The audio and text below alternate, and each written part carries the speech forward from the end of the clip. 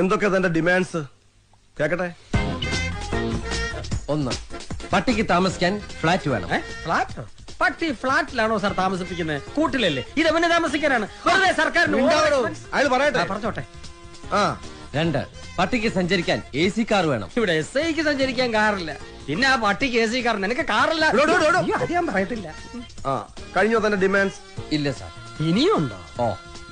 ഈ പട്ടിക്ക് മെനു ഉണ്ട് സാർ. അതെല്ലാവർക്കും ഉള്ളതല്ലേ സാർ? എന്റെ പട്ടിയുടെ മെനു ഈ സാർ നോക്കണം.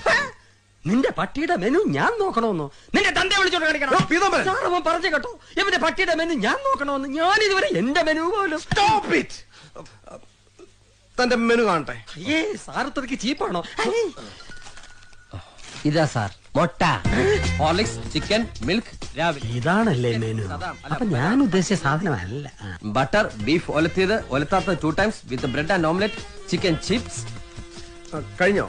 ഇല്ല സാർ. ഇതിനൊരു അന്ത്യമില്ലേ? സിറ്റിയിൽ 10 സെന്റ് സ്ഥലം ചോദിക്കുക പട്ടിക്ക് അപ്പി ഇടാനും മുള്ളാനും. വേണ്ട, പട്ടിക്ക് മുട്ടാറാകുമ്പോ സാറും ഒന്ന് സഹായിച്ചാൽ മതി. എന്റെ കുട്ടിക്ക് മുട്ടുമ്പോ ഞാൻ അറിയാറില്ല, പിന്നെ ആ പട്ടിക്ക് മുട്ടുമ്പോ പട്ടി എന്താ സാർ ഇൻഡിക്കേറ്റർ ഇട്ട് കാണിക്കോ? എനിക്ക് മുട്ടാറായി, എനിക്ക് മുട്ടാറായി. സാർ ഇത് ശരിയാവില്ല സാർ.